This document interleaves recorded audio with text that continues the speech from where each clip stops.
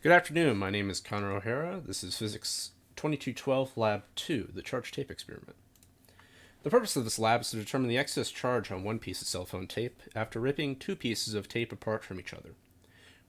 We learn about charges and how they interact with everyday objects through this lab, and we need to be sure that we have relative accuracy. So we're going to be comparing our results between real-world data and simulated data that we derive through a Python program. For Lab 2, our model is going to be more complex and accurate than Lab 1, which also runs the same experiment that I'm about to describe. Before we go into that, though, we need to have a few assumptions. First, we need to neglect air resistance in the system, and we need to assume that both of the tapes have the same amount of evenly distributed charge, which is a reasonable assumption, considering that they both came from the same process of creating these tapes. The experiment itself is having two pieces of clear tape, ripping them apart, and that creates a positively and negatively charged piece. When one tape is placed above the other, it can make the top tape levitate. Due to Newton's second law of motion, we know that the tape is in equilibrium with gravity when the top tape starts to float. The relationship between force and electric field is F equals QE, and we could solve for charge, thus solving the experiment. Using these facts, we can solve for the amount of charge on the tape algebraically and in our Python model.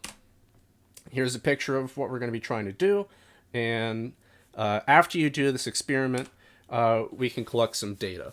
For my experiment, the length of the tape pieces that I used were both 20 centimeters, and they weighed 0.2 grams each. And after creating the two charged tapes, when I held one of the charged tapes underneath the other, it started to float at a separation distance of 3 centimeters.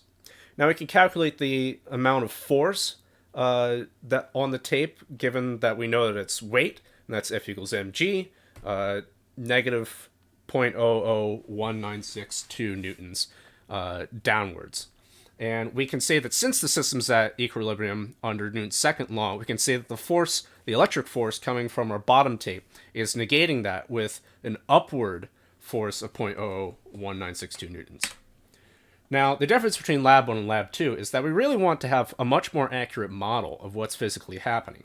So we're going to be trying to try and break up our simulation between a single point charge that we had in Lab 1, and we're going to be modeling it as a collection of point charges going along the entire length of the tape.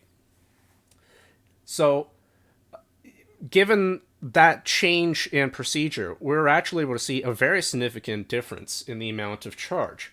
In Lab 1, we had 1.4 times 10 to the negative 8 coulombs as our calculated charge. But in Lab 2, when we started breaking it up and going across the entire length of the tape instead of just a single point collected at the center of the tape, we were able to see that it's 2.834 times 10 to the negative 8 coulombs.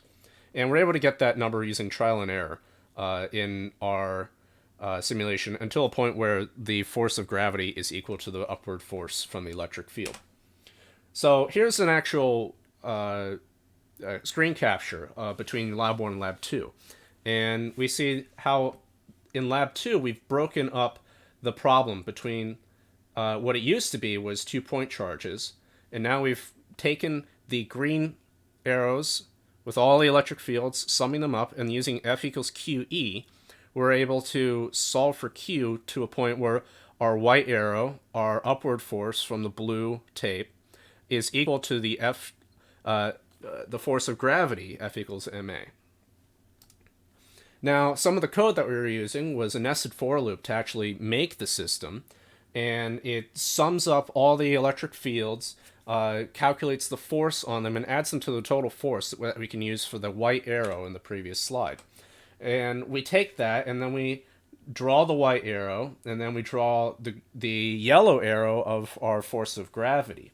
And we're able to do this, and we're able to see that the actual difference is literally double the result that we got in Lab 1 just by changing between a point charge and a line charge. And we have to ask ourselves that, like, what is the difference between these two situations, and which one is better? Why is Lab 2 better? And the reason Lab 2 is better is basically in Lab 2, you are using a more real-to-life model. and that's allowing us to be more realistic. Thank you for coming with me and exploring point charges and how we can apply them to calculate the electric field and electric force of things that aren't points.